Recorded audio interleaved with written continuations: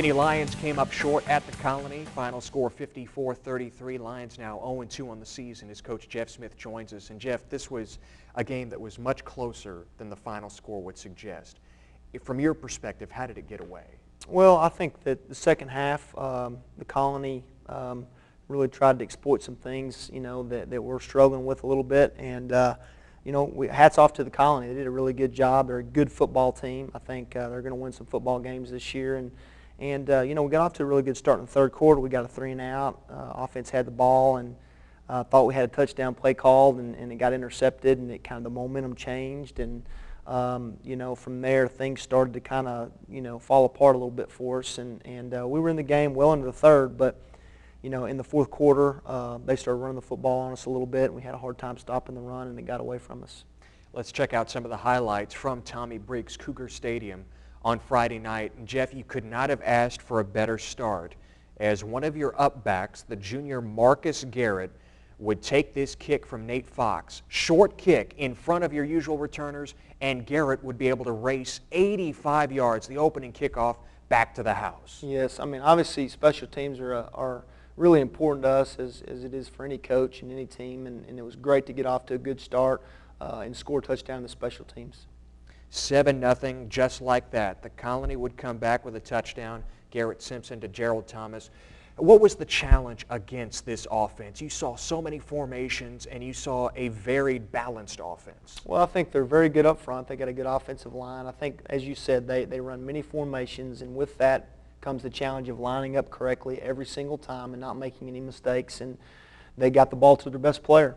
Incredible catch there by Quentin Kasner. Robert Somborn finding him on the right sideline. Somborn had a spectacular night in the loss, passing for over 400 yards. He really did, and a lot of credit goes to the guys who protected him and the guys who catch the footballs and make things happen in space. But Robert made some really good decisions, and I thought it was a bright spot as far as how we threw the ball and caught the ball in the passing game. This was a shootout in the first half. You traded scores. Red Shannon taking this slip screen to the house, 27 yards, putting your team on top 14-7. You've been in several games like these, even going back to last year. It didn't seem like your team was phased, especially in the first half. Yeah, we have. We've in our district, the games are always tight. The games are tough. You've got to fight for every yard that you get, and so our non-district schedule is the same way. I mean, we play a very tough schedule and of well-coached teams. And so, our kids are in these situations every week, it seems like, and we've got to find ways to finish. Somborn had several targets to throw to in this one. In fact, he ended up with 3 100-yard receivers. Here's Somborn keeping and pitching to Shannon. You use Shannon in so many different ways. It seems like he's finding a home on offense. He's becoming the weapon that you imagined. He really is, and I thought he would. He's a football player. He's a basketball player. He's a lot of things, and he's a great kid, and he works really hard. And so we're excited that he's able to get the football and do his thing. And speaking of Red Shannon, how did this go to the end zone? Somborn seemed like he was on his way to the turf. Pitched at the last second. Shannon reverses his field for the score. Obviously we want to be really careful pitching the ball in those situations. Not really the most ideal thing, but it worked out, and Red was an athlete and made a few people miss. That tied the score at 21, 38 yards for Red Shannon. Back and forth they go. What a play by Troy Taylor getting to Garrett Simpson. I thought Troy has been playing really, really well the last couple of weeks, and he's been really leading our defensive line, so we're excited about him for sure. Late in the first half, you're able to mount a drive, Somborn connecting with his receiver, Kasner, toward the right sideline. You had to run that hurry up, almost the 1-minute offense. You didn't know how much time was on the clock because of a malfunction at Tommy Briggs Cougar Stadium, but Somborn able to go over the top, and again, another one-handed catch from Kasner. The clock going out was a little weird, something that we don't go across every day, but I thought the kids handled it really, really well. We kept them know what was going on. We talked about the time, and the kids were able to take it down and score. Somborn hits Red Shannon from 8 yards out. Shannon's third touchdown of the first half, 27-21 McKinney, after the extra point was blocked. So you had the lead coming out of the locker room. Your defense able to force a 3-and-out to start the third quarter. You had the momentum here. We really did, and that's we always talk about the third quarter and how important it is to come out and ready to play. And we got a 3-and-out, and we can't ask for anything more from our defense. And then the offense was moving the ball, and unfortunately threw a pick, and it kind of changed a little bit of the momentum. You had virtually no running game in this one. Somborn able to connect with Connor Fuentes here. Somborn was decked repeatedly. We will see him take a big shot coming up later in the fourth. He endured 5 sacks in all. But what did you learn about Robert in the toughness department in this game? Well, after last year, we knew Robert was a tough player, and he'll sit in that pocket and let things develop, and he'll make the tough throws. And obviously, we don't want him to get hit on. We want to try to take care of him, and we're going to continue to work on that. But he is tough, and he'll get the job done, and he wants to win, and he's a competitor. What changed in the second half for your offense? Things slowed down just a little bit. You did not score in the second half until late in the fourth. The Colony made a few adjustments here and there, and it seemed to affect your club. I think that they started really putting a lot more pressure on us, and I think they changed up some of their tendencies, started blitzing at different downs, and bringing more guys, more than we could block, and trying to put pressure in Robert's face. And I think it hurt us a little bit, and we had a hard time. We just couldn't get in flow.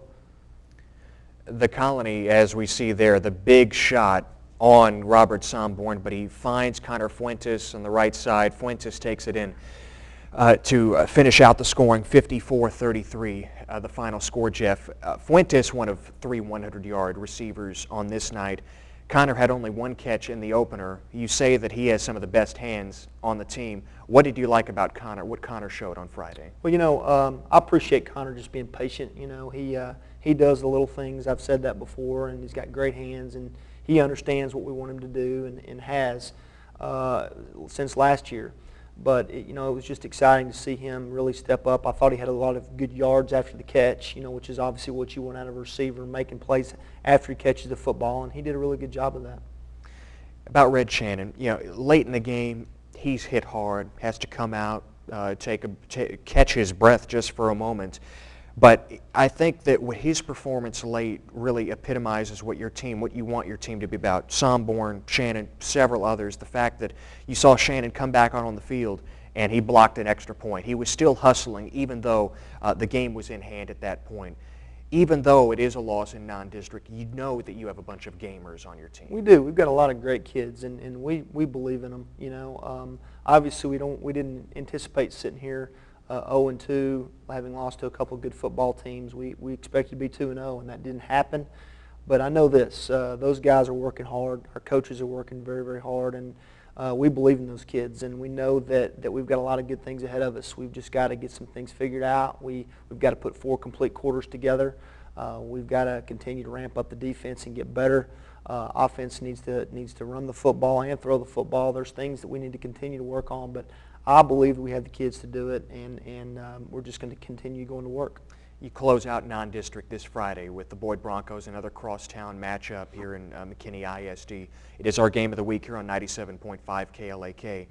What are your overall impressions of Boyd, the lone 5A school in this school district? McKinney Boyd is a great team. Coach Drake and his staff do a great job, and obviously we know those guys over there, and we know a lot of their kids, and they know a lot of our kids, and that's what's exciting about a crosstown game. And last year was a great game, and they pulled away from us late in the game and really put on the gas, and we just didn't quite keep up. And obviously this is a different team. He's got a different team. I've got a different team this year, and they have a lot of weapons. Obviously Driscoll, and they've got a good young quarterback, several good young quarterbacks that they can turn to, a couple of great receivers in DeSalle, and obviously defense, they got some guys that are great players, and with the Palmer.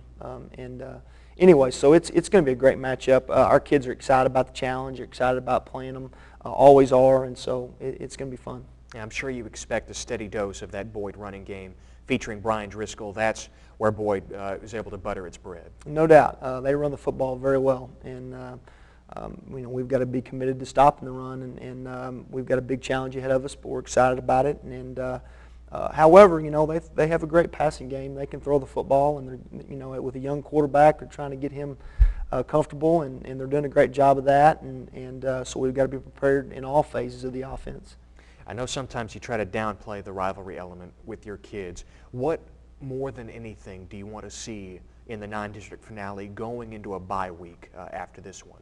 Well, obviously we'd love to win the game, but more importantly, we've got to take steps to get ready for district, and we've got to get better. I think that goes without being said on offense and defense. There's things on offense we're not capitalizing on situations sometimes we really need to capitalize. Defense, we're not getting stops when we really need to get stops, and stopping the run and different things like that. There's things that we need to take steps this week, and we are.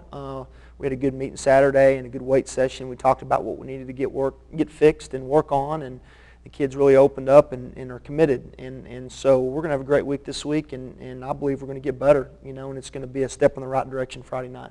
Jeff, thanks for the time. Thank you. Jeff Smith, head coach of the McKinney Lions. It is McKinney High and McKinney Boyd, both teams trying to end non-district on a high note. It's our game of the week. 97.5 KLAK this Friday night. We're on the air at 7.